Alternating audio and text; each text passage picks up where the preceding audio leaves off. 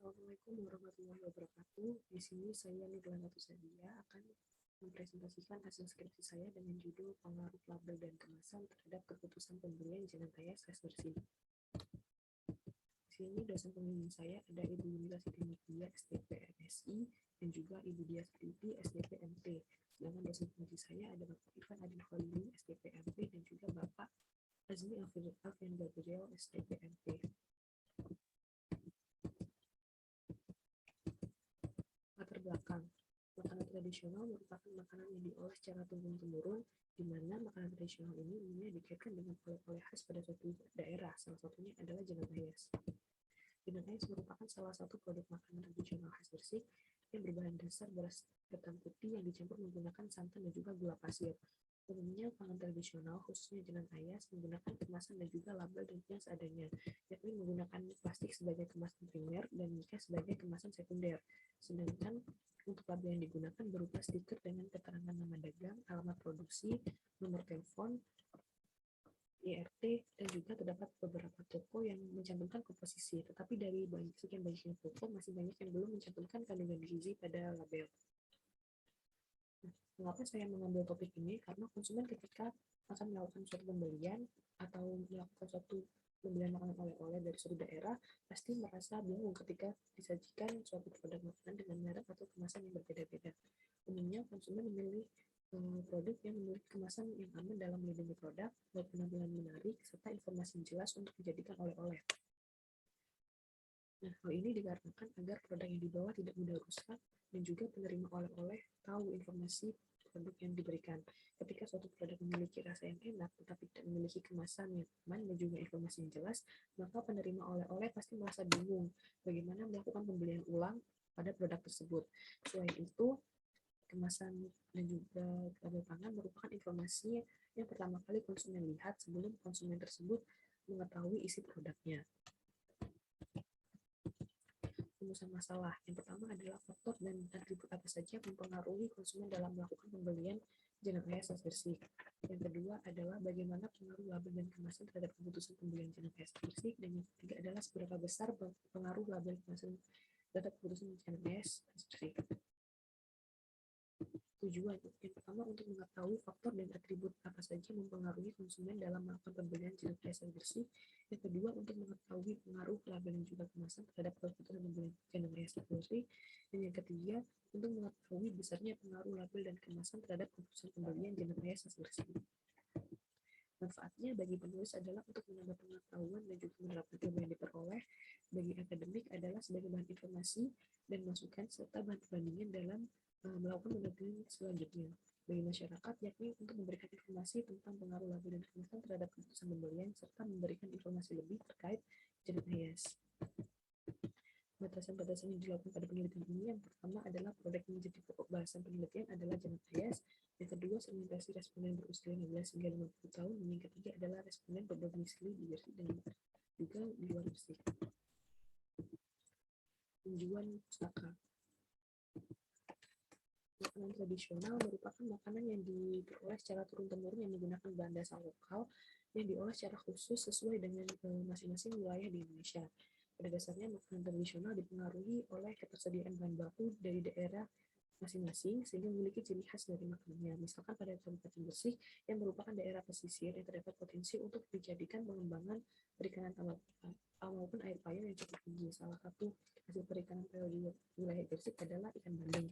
Ikan bandeng ini biasanya diolah menjadi bandeng presto, olahan bandeng, dan sebagainya. Selain ikan bandeng, ada juga ikan tenggiri yang biasanya digunakan sebagai bahan dasar bonggolan. Selanjutnya ada kuda, jubung, dan juga jenang ayas. Jenang ayas adalah salah satu makanan tradisional khas Gresik yang dapat dikonsumsi secara langsung sebagai camilan. Jenang ayas ini mirip dengan jenang pada umumnya. Yang menjadi pembeda adalah jenang ayas dan jenang biasa, yakni pada proses produksi jenang ayas ditambahkan beberapa warna makanan agar tampilan jenang ayas lebih menarik. Label merupakan bagian dari produk yang digunakan untuk menyampaikan informasi terkait produk tersebut. Pemberian label pada produk tersebut merupakan elemen yang dapat menarik perhatian konsumen atau menjadi pertimbangan konsumen dalam melakukan pembelian produk.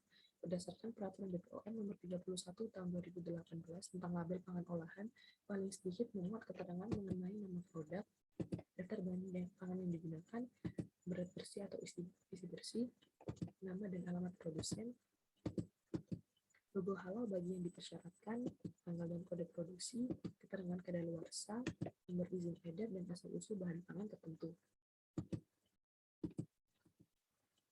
Kemasan merupakan segala kegiatan yang melakukan perancangan serta memproduksi wadah yang digunakan untuk membuat suatu produk. Unsur-unsur dari kemasan ini terdiri dari ukuran, warna, bahan, bentuk, gambar, tanda merek, serta label.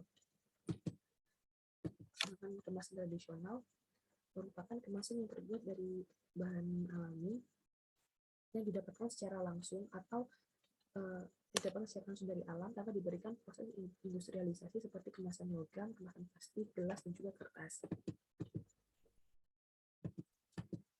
Keputusan pembelian merupakan suatu proses pengintegrasian yang mengkombinasikan dengan pengetahuan untuk melakukan evaluasi data atau lebih perilaku alternatif dan memilih salah satu di antaranya. Nah, hasil proses integrasi tersebut dapat dikatakan sebagai suatu pilihan yang disajikan secara kognitif sebagai keinginan berperilaku. Proses pengambilan beberapa tahap antara lain pengenalan, kebutuhan, pencarian informasi, evaluasi alternatif sebelum pembelian, dan perilaku setelah pembelian.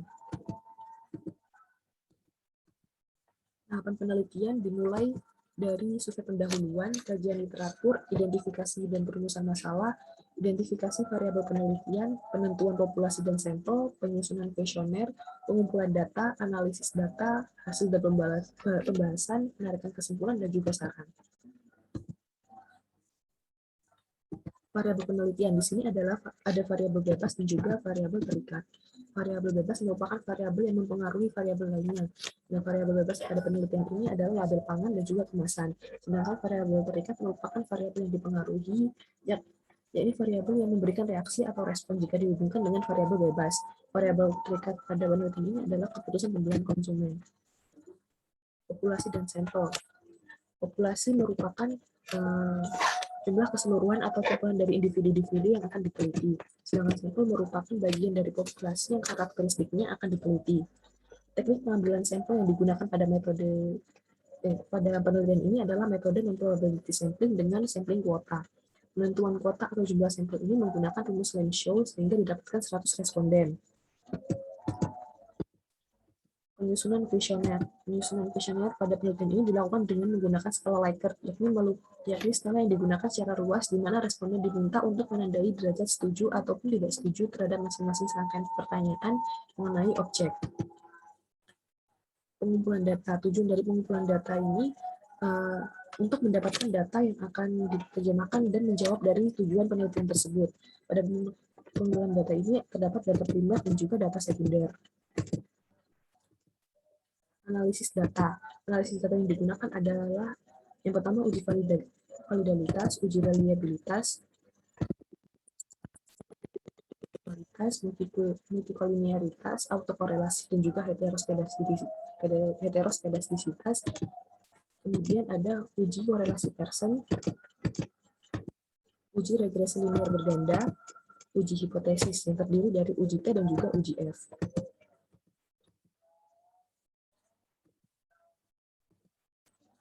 Kabupaten Gresik merupakan kabupaten di Provinsi Jawa Timur. Secara umum, Kabupaten Gresik memiliki luas wilayah 1.193,76 km persegi, di mana Kabupaten Gresik terdiri dari 18 kecamatan, 330 desa, dan 26 kelurahan.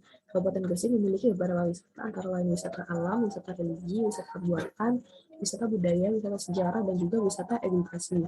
Tetapi destinasi wisata yang paling populer adalah wisata religi, karena terdapat 2 makam wali songo yang terdapat di Gresik, yaitu makam Sunan Giri dan juga makam Malik Ibrahim.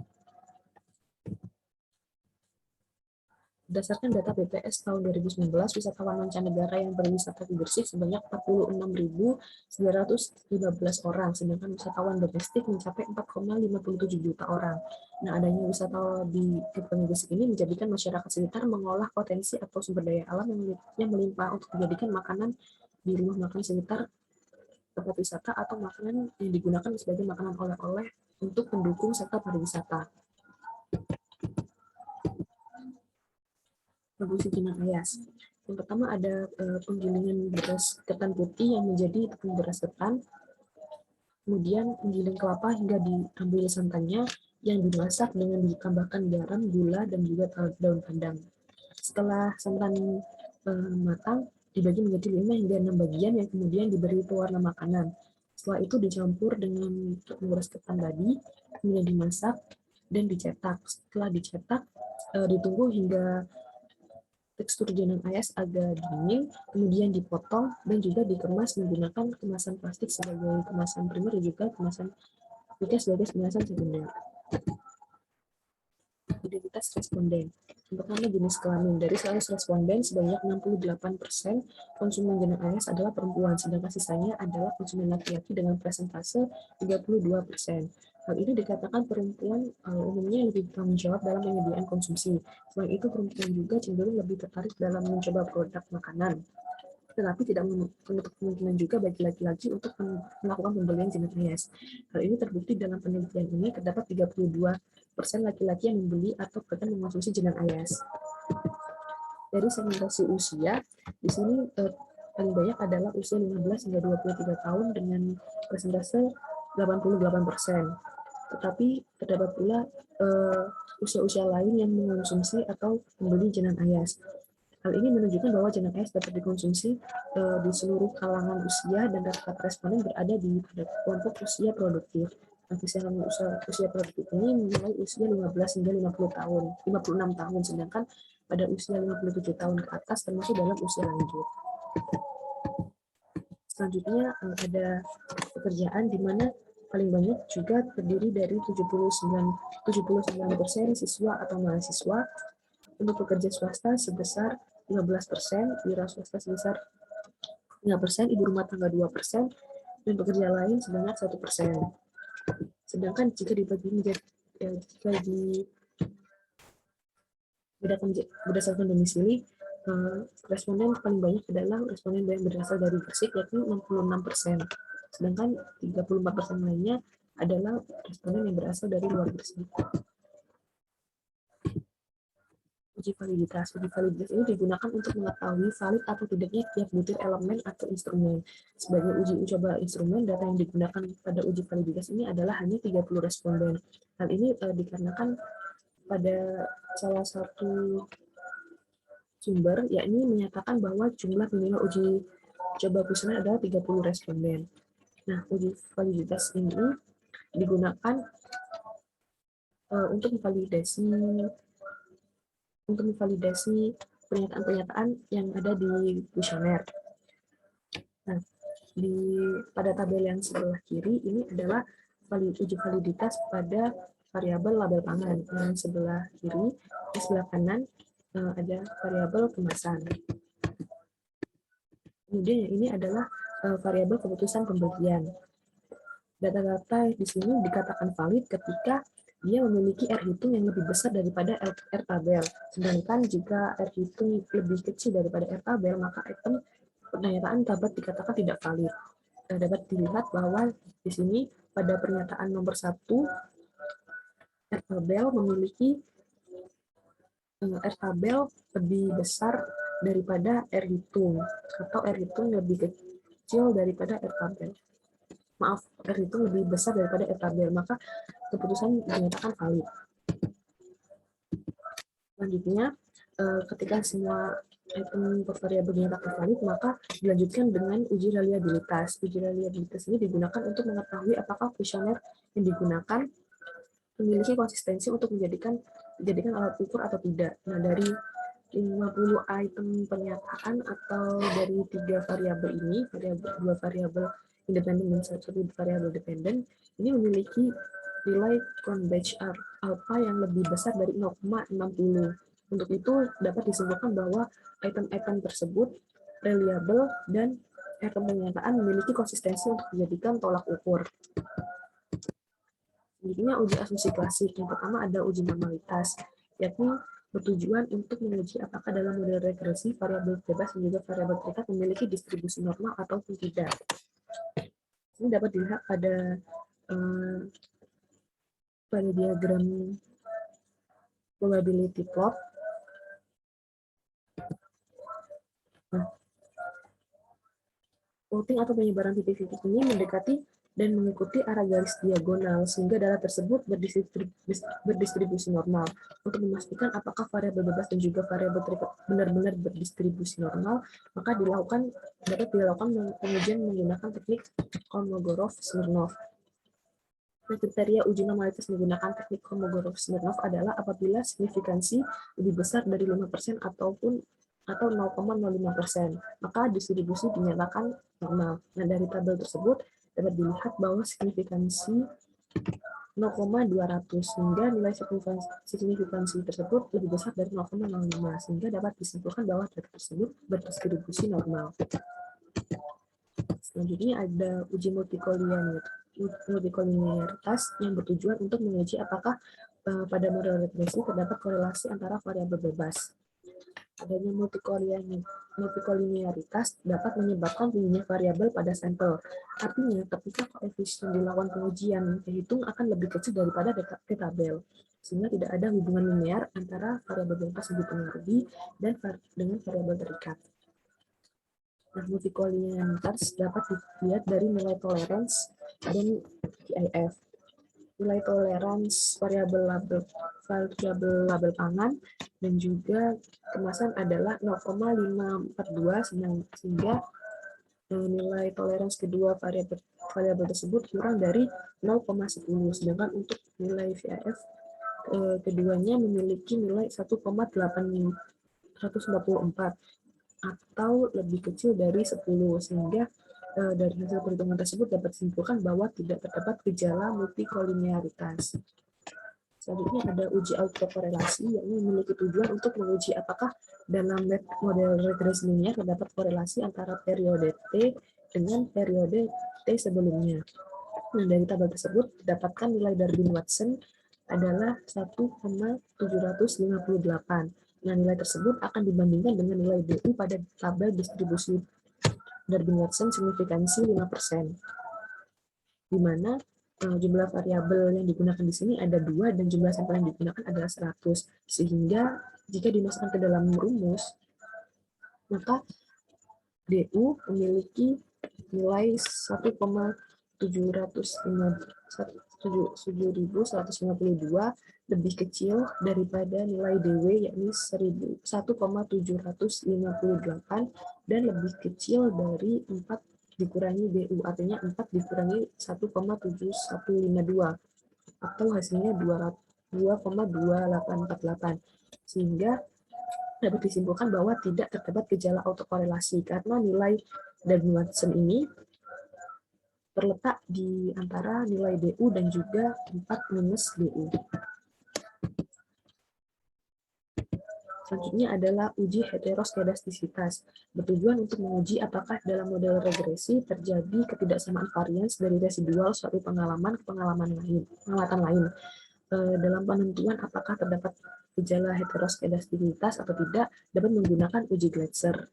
Dari hasil perhitungan, signifikansi variabel label pangan adalah 0,236 dan signifikansi variabel kemasan adalah 0,606. Nah, dari kedua hasil tersebut menyatakan bahwa signifikansi lebih besar dari 0,05, maka tidak terdapat masalah heteroskedastisitas. Dan pengujian heteroskedastisitas juga dapat dilihat dengan menggunakan grafik scatter plot. Nah, berdasarkan hasil grafik scatter plot tersebut, titik-titik menyebar secara acak di atas dan juga di bawah angka 0 pada sumbu Y. Dan titik-titik tersebut tidak membesar ataupun mengecil ataupun membentuk suatu pola yang jelas, sehingga dapat disimpulkan bahwa tidak adanya gejala heteroskedastisitas. Selanjutnya ada uji korelasi Pearson yang digunakan untuk menganalisis hubungan antara dua variabel atau lebih, yakni antara variabel bebas dan variabel terikat. Nah, korelasi dapat ditentukan dengan melihat signifikansi yang tertera pada tabel ini, bahwa nilai signifikansi kebanyakan 0,000, yakni lebih kecil dari 0,05, maka H0 ditolak dan HA diterima. Artinya signifikansi atau berkorelasi. Nah, untuk menentukan seberapa kuat korelasi antar variabel dapat dilihat pada tabel nilai percent correlation ini. Dapat dilihat bahwa percent correlation di sini memiliki nilai 0,6 ke atas. Jika dilihat pada interval koefisien ini, 0,60 hingga 0,799 dinyatakan berhubungan kuat. Selanjutnya ada uji regresi linear berganda, di mana bertujuan untuk menentukan hubungan antara variabel bebas dan variabel terikat. Nah, nilai koefisien alfa sebesar 1,181. Ini merupakan konstanta atau keadaan di mana variabel keputusan pembelian belum dipengaruhi oleh variabel lain, yakni variabel label pangan dan juga variabel kemasan. Nah, apabila variabel independen tidak ada, maka variabel keputusan pembelian tidak mengalami perubahan. Nah, pada nilai koefisien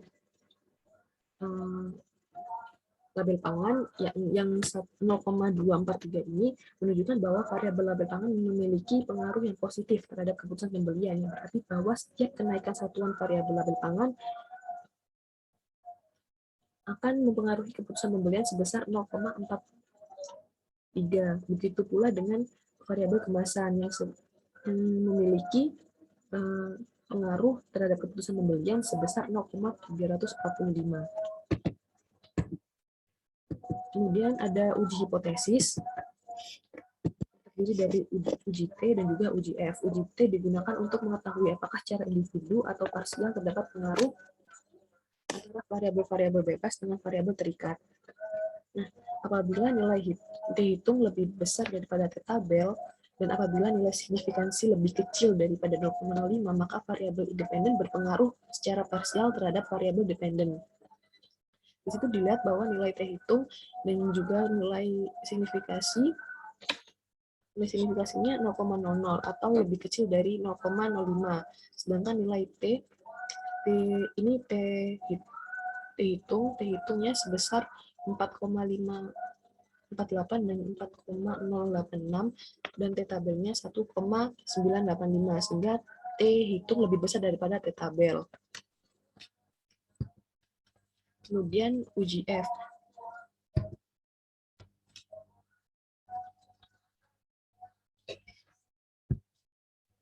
Uji F digunakan untuk mengetahui apakah terdapat pengaruh signifikansi antara label pangan dan juga variabel kemasan dengan variabel keputusan pembelian. Apabila F hitung lebih besar daripada F tabel, maka variabel independen secara simultan atau bersama-sama berpengaruh terhadap variabel dependen. Nah, F hitung dapat dilihat pada tabel ini, yakni nilainya sebesar 57,644, sedangkan F tabelnya dihitung dan dilihat pada tabel nilai F, sehingga didapatkan F tabel sebesar 3,089. Sehingga nilai F hitung lebih besar daripada F tabel, dengan tingkat signifikansinya dia 0,00 atau lebih kecil dari 0,05, yang menunjukkan bahwa variabel independen berpengaruh secara bersama-sama dengan keputusan pembelian.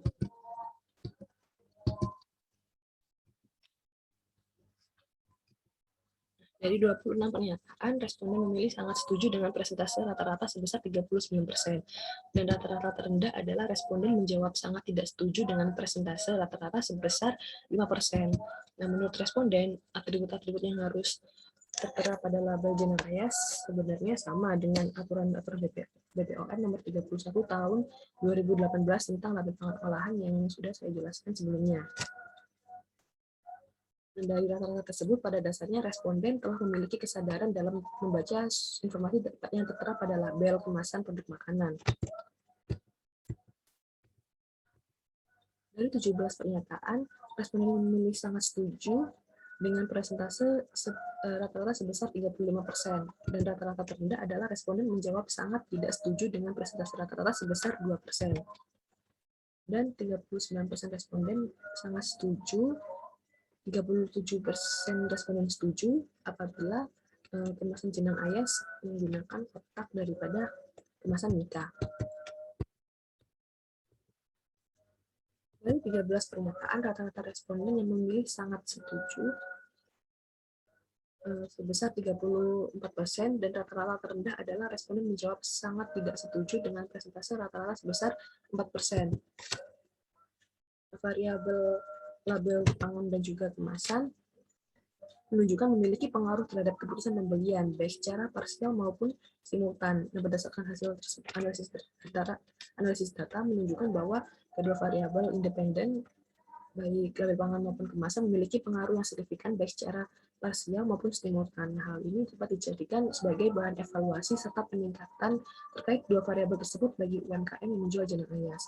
Hal ini dikarenakan konsumen sangat memperhatikan dua variabel tersebut dalam memilih dan melakukan pembelian suatu produk.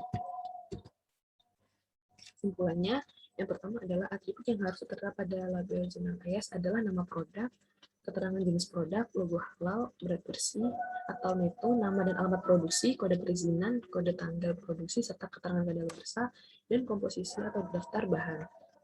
Sedangkan atribut pada kemasan jenang ayas adalah menggunakan kotak, desain kemasan yang menarik, kemudian terdapat logo yang dapat melindungi produk untuk dibawa kemana-mana, kemasan mudah dibuka, dan memiliki desain yang kekinian. Yang kedua adalah label pangan dan kemasan atau kemasan dan label pangan berkorelasi kuat. Label pangan dan keputusan pembelian berkorelasi kuat, dan kemasan dengan keputusan pembelian berkorelasi kuat. Yang ketiga adalah dua variabel independen baik label pangan dan juga kemasan berpengaruh positif terhadap keputusan pembelian dengan nilai besar pengaruh label pangan adalah 0,243 dan besar pengaruh kemasan adalah 0,345. Untuk sarannya, yang pertama adalah label pangan dan kemasan merupakan dua variabel yang mempengaruhi konsumen dalam melakukan pembelian jenang ayas. Untuk itu, bagi UMKM atau toko-toko oleh-oleh makanan khas bersih, sebaiknya lebih memperhatikan dan meningkatkan daya tarik jenang ayas dari segi kemasan, label, logo, bahan kemasan, desain kemasan, serta ukuran kemasan yang sesuai agar produk dapat lebih dikenali dan lebih meningkatkan daya beli konsumen. Mengingat jenang ayas adalah camilan tradisional khas Indonesia. Yang kedua adalah sudah ada beberapa kemasan jenang ayas yang baik, namun pemilik juga sebaiknya tetap berinovasi untuk meningkatkan daya beli konsumen, mengingat era yang semakin modern dan persaingan bisnis juga semakin berkembang. Yang ketiga adalah untuk peneliti selanjutnya dapat meneruskan penelitian ini untuk memberikan inovasi-inovasi terkait label dan kemasan jenang ayas, atau dapat melakukan penelitian yang lebih dalam lagi dengan menambahkan variabel-variabel yang belum diteliti pada penelitian ini. Sekian pemaparan dari saya, kurang lebihnya mohon maaf. Wassalamualaikum warahmatullahi wabarakatuh.